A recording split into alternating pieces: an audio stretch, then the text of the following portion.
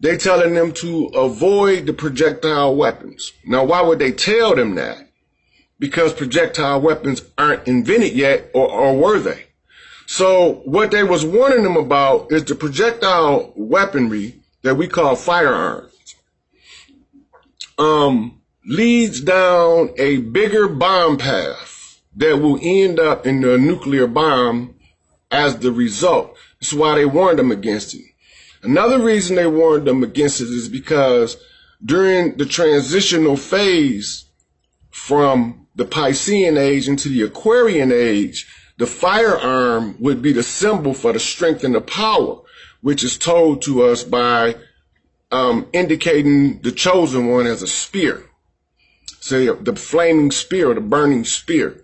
Now, on the continent of Africa, the designated one as the Son of Man is represented by a spear where the tip of the spear is on fire. So you see that the publication here was out of Chicago for the new Panther Vanguard was called the Flaming Spear. You go to Jamaica, Haiti, and islands, and you find a very strong reference to the Flaming Spear, which points back to the connection to Africa. Whereas over here, it's not a flaming spear, it's a golden arrow in what they call the Americas, which is the Amur Inca. And this is why everybody's saying that they Moors. Amur Inca is this side of the water, and Afar Inca is the other side of the water that they call Africa. And all of these things becomes relevant as we unravel how did black people get at the bottom. So we go and we look at the history timeline. First, we had to understand how did the gods get trapped in the physical body, which goes to the collider catastrophe of a far ancient bygone period. The collider was built where the Mediterranean is. And when they blew it up to implode the fourth dimension and cause all of the residual energies to slow down in the fourth dimension as it enters the third, which would cause a solidifying effect, almost like steam or vapor freezing. And these whole light beings became disoriented, at which time they was attached to something called the silver cord. And you hear astral travelers always talking about the silver cord. You need the silver cord, and this is why you see your solar and lunar references in all secret societies. When your souls got trapped in the physical, three-dimensional fixed position reality, you needed the silver cord in order to loop you. In order to loop you back into what they call the reincarnation cycle. So now you're here on earth, but you still have abilities. You can still do things using the silver cord or what they call the silver key, which is the night magic.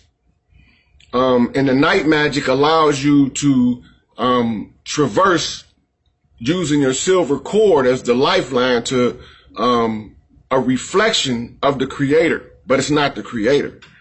And so now you start to see why the solar symbolism becomes necessary, because the lunar reflects the solar, right? So if you have to get to a point where you outgrow the silver cord or the reflective intelligence, the false intelligence of the silver cord, you become what they call enlightened, which means that just like that lotus flower, the inner sun, the pyramid, the pyramid, pyro means fire, mid means in the middle. So when the pyramid opens up, when the fire in the middle opens up, this is what they call the Ra effect. The Ra effect. This is when you become fully realized to who and what you are. So now the solar ray is exactly this. The creator is everything. All right. And it's in everything. However, the creator, when it comes into this reality, it wants to give you the free will to choose to do the right thing. So the creator says, I'm going to close myself into this little bitty ball in the middle of you. And they put it right here in your heart chakra.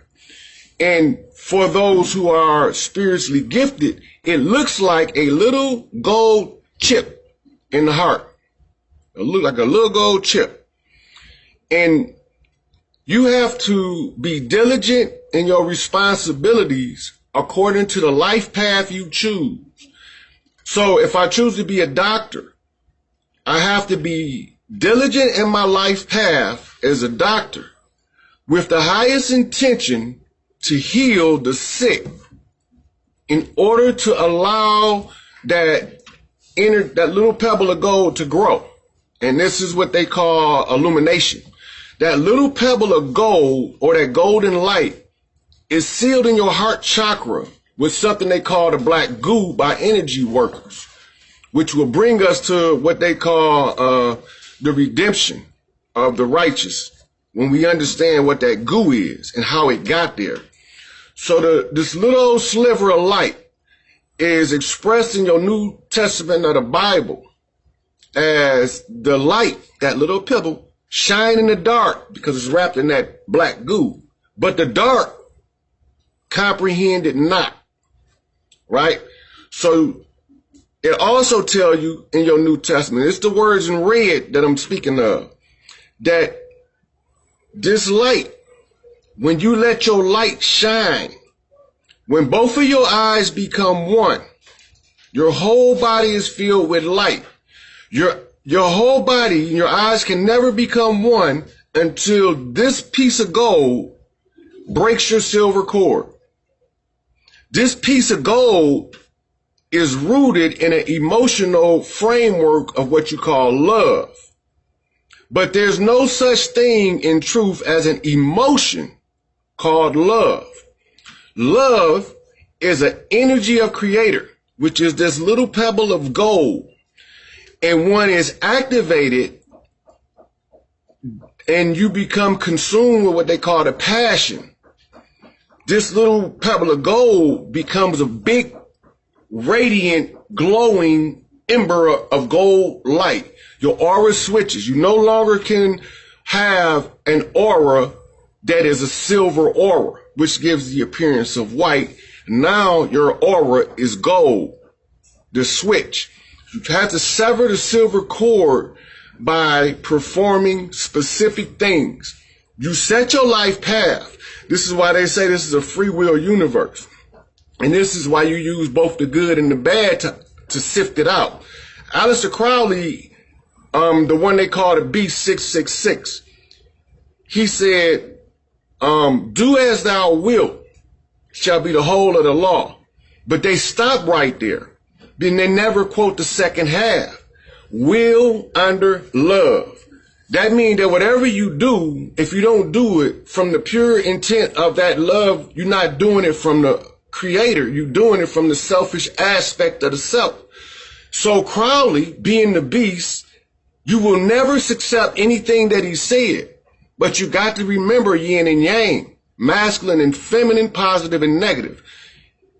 The next one comes in where you go over here to Franz Bardon in Initiation in the Hermetics, where he tell you that when you are becoming a realized God self, there is nothing outside of you that you should submit to.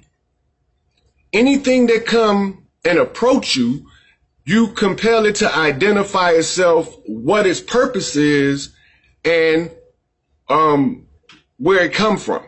So who are you? What do you want? And why are you here? And the rule of the universe is good or bad. It does not matter.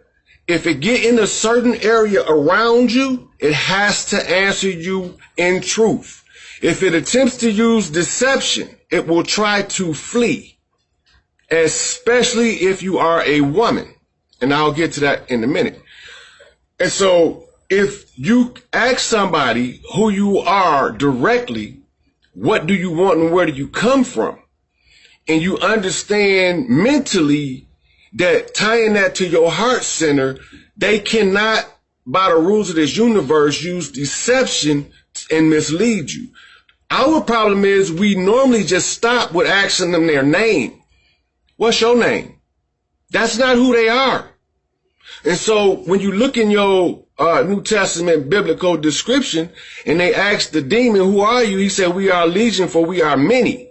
They had identified that they were a whole bunch of demons, but demon mean like gods and spirits. And he had to tell them that there was a lot of them. So he couldn't tell them where all of them came from. But at that point, when they cannot give you a full answer, you have two options. You can tell them to flee, and they have to flee according to the universal rules.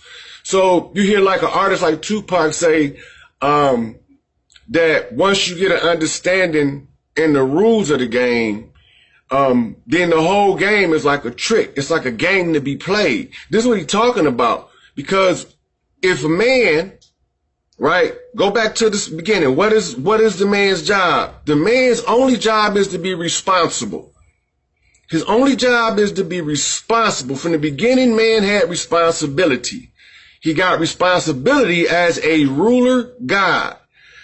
Now, the woman had a different function than the man, though her responsibilities are rooted in what she is, the mother.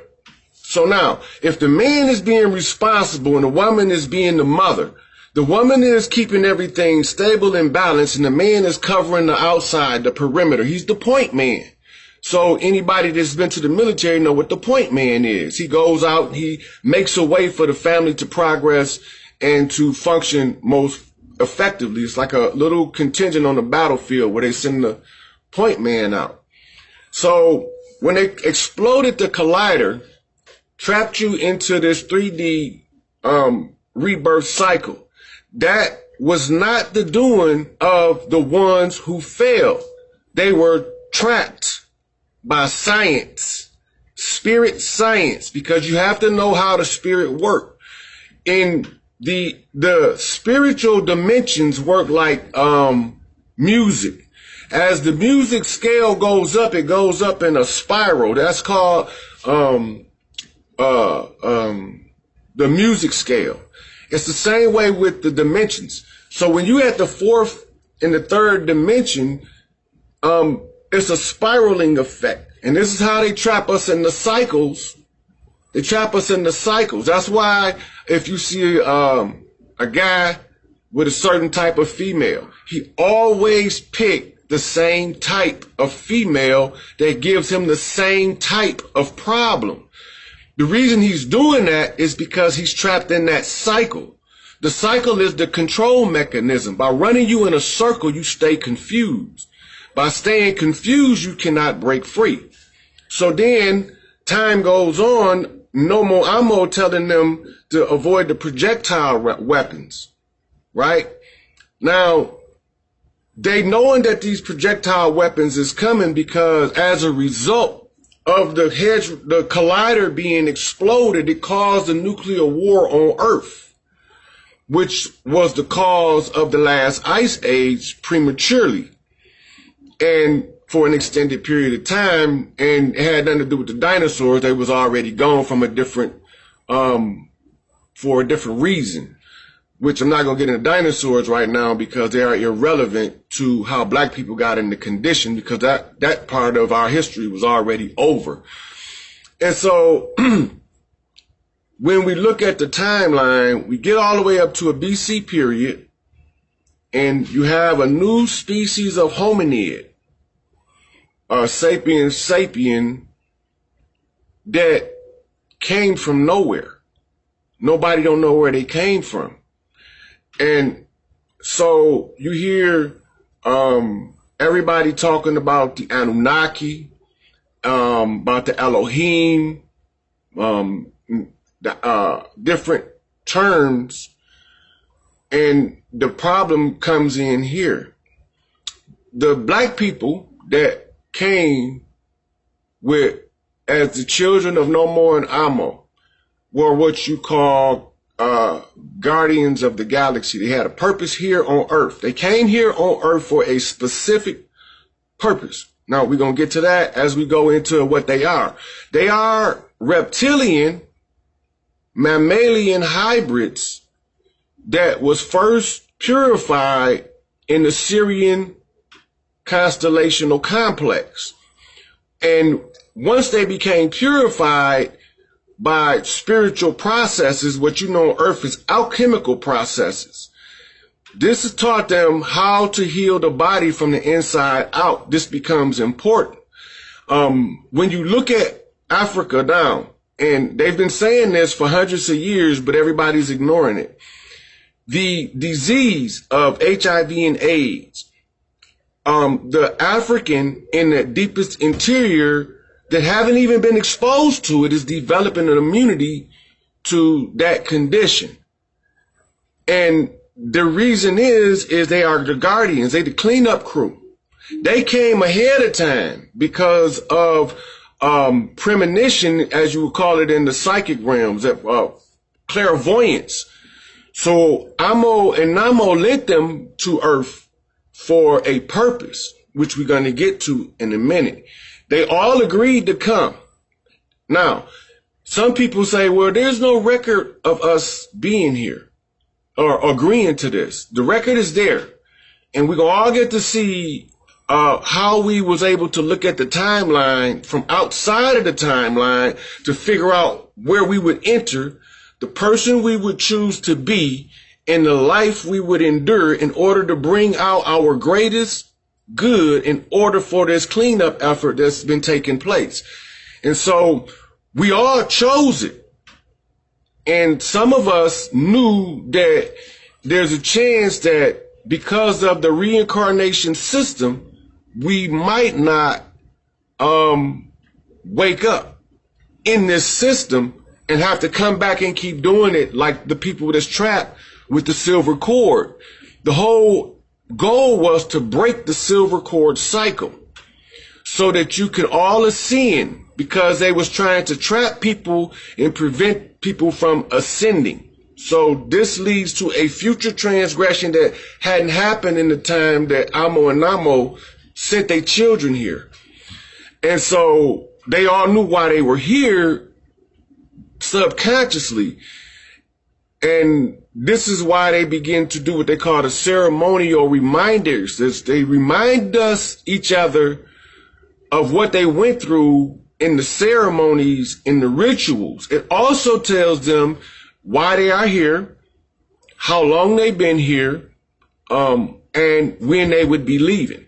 All of it is in the Dogon ritual, but you are not initiated into the Dogon tribe as an outsider to get the full measure. So they can't give you the full measure. They only authorize to give you so much. So when you see the stories about the Dogon, they're only authorized to give out so much information, but it's something in their blood that was needed. And this was what they call a healing factor or a recovery factor in the blood of that particular species of reptilian mammalian hybrid. When they came, they had overseers, which are still there overseeing them, because there's only so much that is allowed to be done to them before the full wrath of heaven crashed down on earth and cleaned it up prematurely. Nobody wanted it to be done early because nobody wanted to repeat the misery. And so we have to know where to look to clean up the stories. So when you get to that 10,000 year period, you start to see that there are strange animals being brought from all over the world that had not yet been identified because they were a new species. And the queen has having all of her scientists do various identifications on them, and they are identifying any animal that had not yet been identified. Now, it's only going to be one mammal on the continent of Africa you're not going to find in the hieroglyphics. Every other major mammal will be there, but it's a reason for that. And so all of these different animals being brought to them, there was a particular one that nobody could identify. Now, we at the 10,000 year point. What's 10,000 years? It was approximately 8,000 BC. And there was already a residual conflict between the Egyptian pantheon or royal family and the Babylonian pantheon or royal family. So what you know as the Anunnaki, that was ruled by Anu. Now Anu is also over the Egyptian pantheon because prime creator, prime source, appoint him as ruler god. Now you have to understand the difference between a ruler god and a creator god. The creator gods are the ones that bring everything into existence. They are an exact miniature duplicate of creator. And this